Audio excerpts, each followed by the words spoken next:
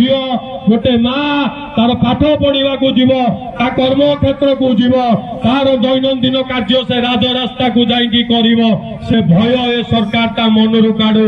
आज सरकार ए ओडिशार कोण अनुकोण रे थिबा महिला मानक मन रे से भय को काढू। आज समस्ते आमे युव छात्र जे एकजुट होइछन्ती आम नेता डाकरा रे आमे राजरास्ता को आछन्ती आमे एसपी को स्मारक पत्र देला परे बसिबु नाही जे पर्यंत एफएम कॉलेज सौम्याश्री भौणी कंगला पीड़िता न्याय पाइनाती से पर्यंत राजरास्ता आमे माने लड़ाई करिवु एवं तांको न्याय देला पर्यंत आमे केही शांति रे बसिबु नाही।